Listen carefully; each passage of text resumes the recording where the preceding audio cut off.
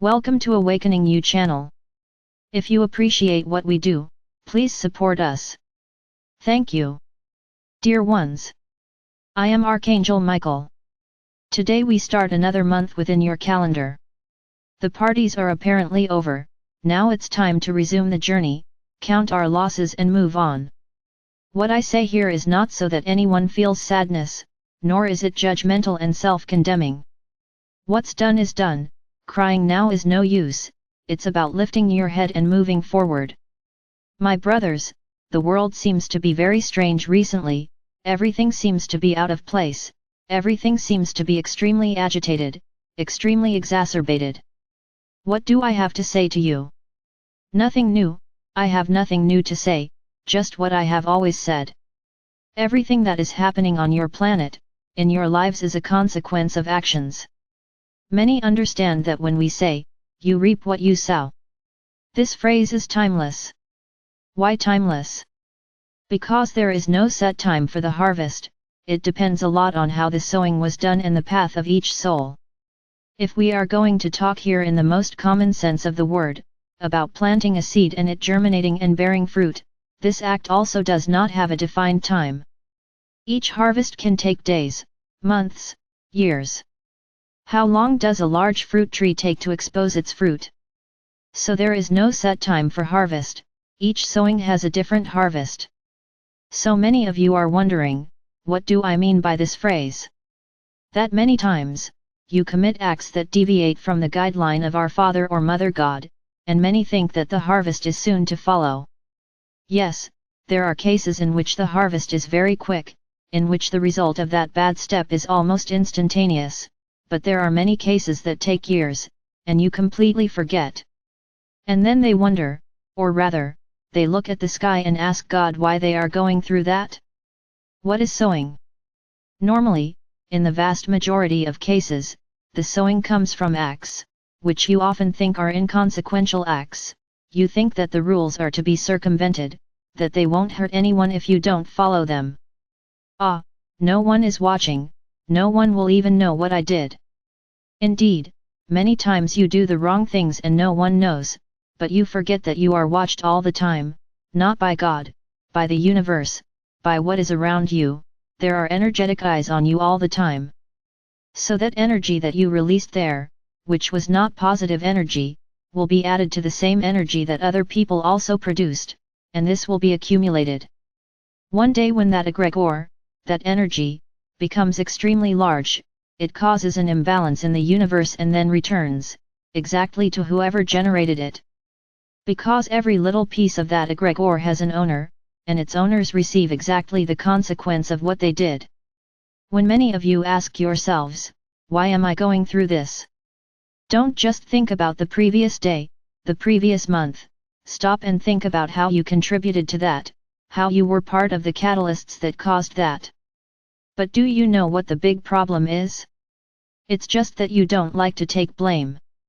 Human beings take great pleasure in pointing the finger at others, often even blaming them for things they didn't do. But for you, that's great, because you won't bear the blame, he will, and until he proves that he wasn't to blame, you are living fully, peacefully. And you think this will never come back? Do you think this will go unpunished in the universe? I repeat again, the return is not a punishment, as you like to say and was proclaimed by your religions, it is just the return of what you did, nothing else. Nobody is punishing you, if anyone is actually punishing you it is you, because it was you who generated that event, and one day it returns with the same intensity or even greater. So my brothers, this lesson is one of the most difficult that you have to learn, recognizing your own mistakes, recognizing how much you are the cause of what is happening. I have said here several times that cleverness often brings immeasurable returns. So don't think that you are, as you usually say, knowledgeable, and do things without anyone noticing. Yes, your next door neighbor may not even notice, but the universe does. Because that sowing is not just about attitudes, it also has feelings. Or have you forgotten that thoughts and words also feed the egregores? So that thought of always trying to get along may work for a while, but one day it comes back, showing you that what you tried to do was wrong, you will have your harvest. My brothers, I have said this here many times, don't blame us for the bad things that happen in your lives. Many think that we are obliged to protect them at all times, and that we have to prevent everything bad that can happen in their lives.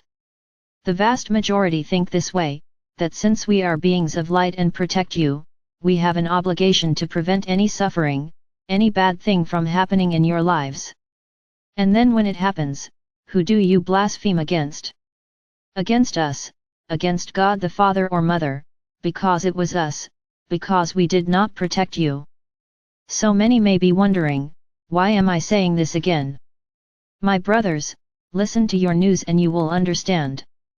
Gaia is not nervous, Gaia is not looking to destroy anyone, you are reaping what you sowed, and you are sending it out all the time. As long as you emanate fear against nature, the more nature will act against you, because the universe returns exactly what you are afraid of.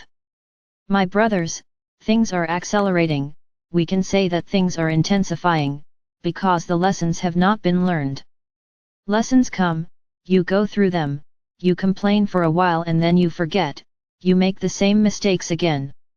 So more and more everything is accelerating, everything is intensifying, then the results will always be heavier, they will always be more frightening. It is not Gaia that is causing this, just those egregores that you created for so many years are emptying themselves. In what way? Returning to you the consequences of what you did. Everything is accelerated. So everything happens with greater power. If you have an open tap filling the bucket with a trickle of water, it will take a while.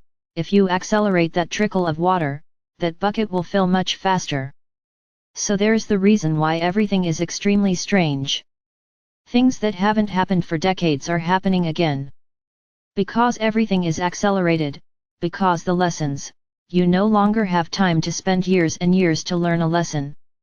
You are being thrown against the wall in a very violent way, so that you wake up, and understand where the error is, understand where you have to change, understand what you have to do to improve what is around you, what you have to make the right decisions for each other.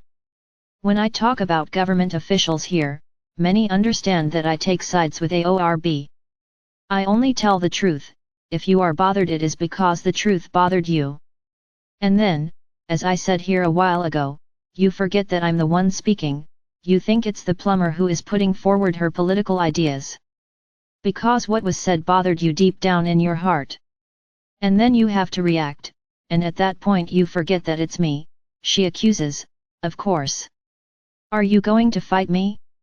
Of course not. Are you going to question me? Of course not. So you throw your anger at your inability to choose a good ruler at her. I have said this here and I will repeat it as many times as necessary. You don't know how to choose your rulers. You do not know. All over the planet, you don't know how to choose your rulers. You only think about yourself, about what is good for you, not about the whole. So if they promise something that's good for you, that's perfect, you vote for them. So many things that you are receiving back are the result of your bad choices, the result of poorly thought out choices that you made from your rulers. I want someone to point out to me that I'm wrong in what I'm saying. Of course, many will say, that I continue to be a politician. No, I am not a politician. You forget that I see the truth a little higher, because I know what is going on in the hearts of each one of you. So a lot of things are the result of individualism, of you thinking only about yourself, about having one good thing for yourself, the rest doesn't matter, everyone who thinks of themselves. Well, so as long as you think this way, there is the result you are seeing. Each one receives the lesson they have to receive, in the intensity they have to receive. I've said it before, everyone is in the right place at the right time, no one is in the wrong place at the wrong time. You made choices, bear the consequences. Don't keep blaming Gaia, because Gaia is doing this. No, Gaia is not doing anything. Gaia is internally preparing for the big moment. She's just letting things happen, the lessons come back to each of you, just that. She's not doing anything. So you continue to emanate fear of what could happen, and it actually happens. Many of you still don't believe in this maxim, even those who read the letters of Christ still insist on not understanding it. Because in the letters Sananda is very clear, Sananda is very explicit when he talks about the law of action and reaction. But you continue to think that this is all nonsense, that it's always someone else's fault, and that it's always the fault of above. It doesn't matter who it's from above. Then you turn to above and ask, why am I going through this? Interesting, very interesting, this way you see things, you are never to blame for anything, it's always the other person's fault. I'm going to ask a question here and I want you to answer honestly. Have any of you, at any point in your life, ever blamed anyone for something you did? I want you to ask yourselves this question, because whoever answers yes, I really don't know what you are doing on the surface of the planet. You should be holy, you should be in heaven, as you say. So I can say that at some point in your lives, you did something wrong and let someone else take over, or pointed out someone else as the culprit. All of you. Because it is in the nature of human beings not to admit that they are guilty, not to accept the guilt, the error, of what they did. Accepting that you made a mistake for many is shameful, but in the eyes of our Father or Mother God it is a blessing. Because when you own up to a mistake and admit that you made it, at that moment you have learned your lesson. And I'm sure, most of the time, you will now think twice before blaming someone. So do that internal reflection, how many times have you blamed the other for mistakes you made? It's easy to blame the other, it's easy to occupy the high, this one is guilty of everything, our Father or Mother God is guilty of everything, He is the one who punishes you, isn't that so? So He is to blame. Look what an interesting thing, what a good thing, blaming Alto.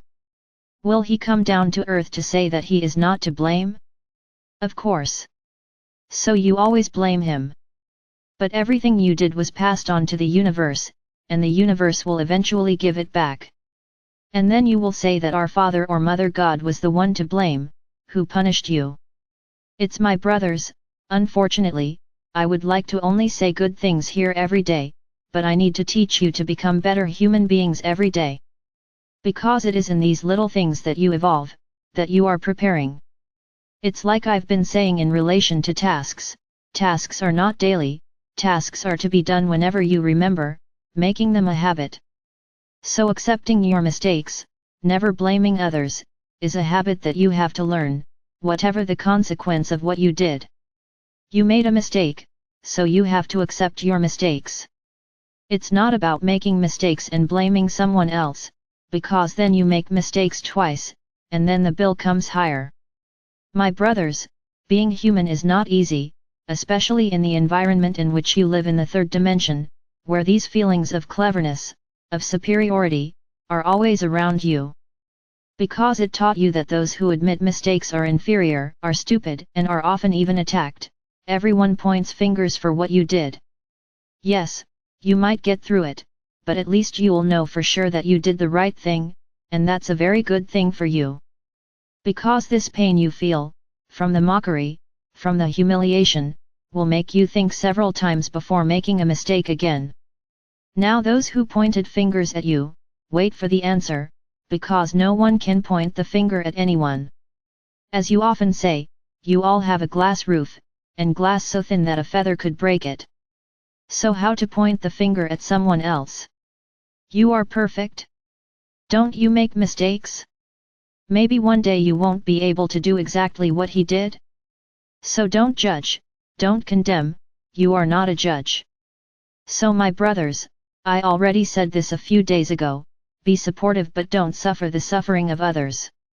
Everyone has their own path, everyone made their own choices. Play your role by helping, not suffering for them. Take care of your path, take care of your walk. Because you could be releasing the same things into the universe that the one you are suffering for released. So take something from his example for your life, analyze what is happening to him, if you also do not do the same thing, instead of suffering for it. I've already said it and I'll say it again, be supportive, help those in need. But do not suffer for them. Because everyone has a story, everyone has a journey, you cannot judge anyone by their suffering. If they are suffering, some lesson they have to learn, some harvest they have to make. So why suffer their suffering? Everyone has to look at their own path, everyone has to look at their own free will, to make the right choices. To make your journey more and more enlightened, to make your journey more and more free, so that the returns you have for your life are good returns, of joy, of happiness, and not suffering, for the wrong choices you made. This week, we will have our live meeting, on Wednesday, at the same time, 9 p.m. This time I will ask each of you to have just one white candle. It's easy for everyone, I'm not going to ask for a blue candle, a white candle. What I need is the fire element, this is what I need. If you can have a plate, it would be interesting for you to buy it, whoever can, whoever can't, make it with a dish you have at home. If you could buy a transparent or white plate, and just leave it for the rituals with me, that would be great.